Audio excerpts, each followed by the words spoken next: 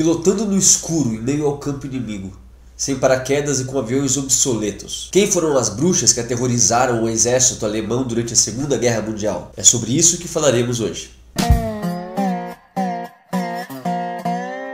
Senhores, tudo bem? Eu sou o Luiz Perotti, este é mais um episódio do Fala Luiz e hoje é o seguinte. Ok, a Copa do Mundo tá chegando ao fim, o Brasil já foi eliminado, porém a Rússia é um país cheio de história e curiosidades. Ou seja, ainda há alguns assuntos interessantes para se falar. Alguns deles, por exemplo, histórias de personagens inspiradores. E é uma dessas histórias que eu quero contar para vocês hoje. Então para isso vamos voltar a 1942. Em plena guerra e em meio ao pior fronte de batalha que poderíamos querer estar.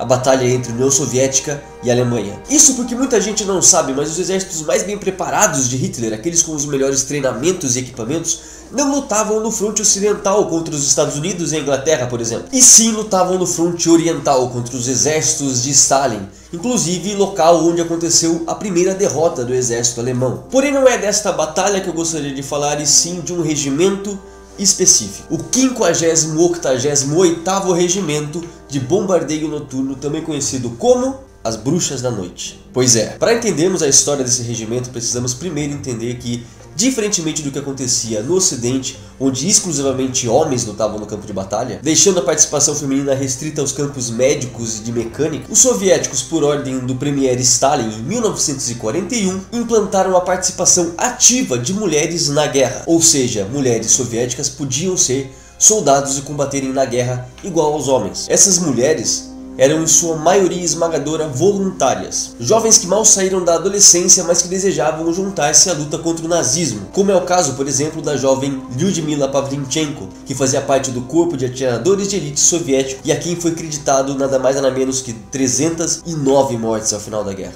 Precisamos entender também que essa abertura não se deu por pensamentos de igualdade, e sim pela dificuldade que o Exército Vermelho tinha de combater contra o equipamento avançado e as forças muito bem preparadas de seus oponentes nazistas. Muitas vezes, por exemplo, os soldados eram mandados para o campo de batalha em duplas, isso porque não havia arma para todos. Portanto, o soldado que vinha atrás carregava apenas suas balas e, em caso de abatimento do soldado à frente, ele tomava o fuzil e continuava o combate. Essa era a situação que o Exército Vermelho encontrava na Rússia. É em meio a essa situação que o 58º Regimento de Bombardeio Noturno foi criado. A experiente pilota Marina Raskova, que já era conhecida por bater diversos recordes de aviação, foi incumbida então de organizar todo um grupo de aviação exclusivamente feminino. Raskova iniciou então um treinamento com suas candidatas de 6 meses. Isso porque o treinamento masculino padrão levava 13 meses para a preparação de um piloto, enquanto ela fazia isso em menos da metade. Ao fim foram criados 3 regimentos de voo: o 586 Regimento de Caças, o 587 Regimento de Bombardeios e o 588 Regimento de Bombardeios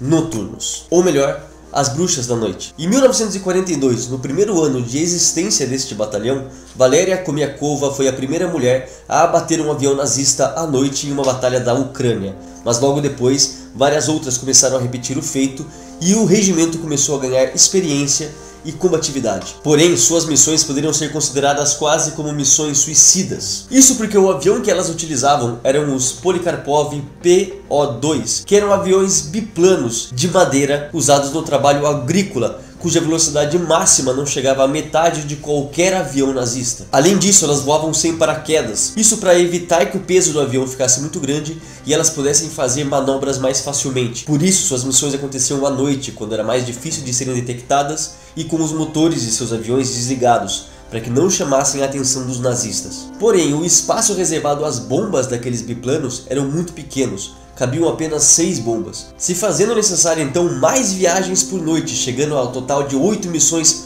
por noite para cada piloto. Além disso, também eram treinadas a ter a habilidade de pilotar sem um radar, pois elas pilotavam de noite e sem o radar. Deficiência de materiais, aviões obsoletos, missões suicidas, frio, fome ou esgotamento, suas ações surtiram efeito nas defesas alemãs, tendo elas ao fim da guerra voado mais de 24.000 missões, cerca de 800 missões por pilota, e despejado cerca de 23.000 toneladas de bombas. O terror de seus ataques que vinham da escuridão, em aviões silenciosos que se aproximavam fazendo o vento assoviar, fez com que os alemães as apelidassem de Nachthexen, ou seja, as Bruxas da Noite. Johannes Steenhoff, condecorado com a Ordem da Cruz da Cavalaria por suas 101 vitórias no exército alemão, diz em suas memórias: "Nós simplesmente não podíamos acreditar que os aviadores soviéticos que nos causaram o maior problema eram mulheres. Elas não temiam nada, vinham noite após noite em seus lentos aviões e não nos deixavam em paz." Ao fim da guerra, 30 de suas integrantes acabaram morrendo, e 3 receberam o título de Heroínas da União Soviética, maior título honorário do país. Apesar desse incrível feito,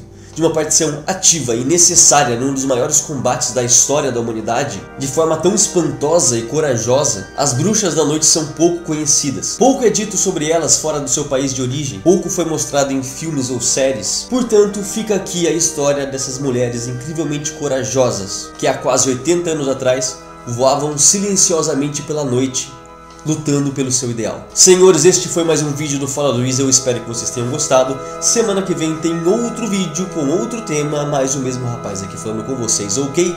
A gente se vê até lá, tchau, tchau.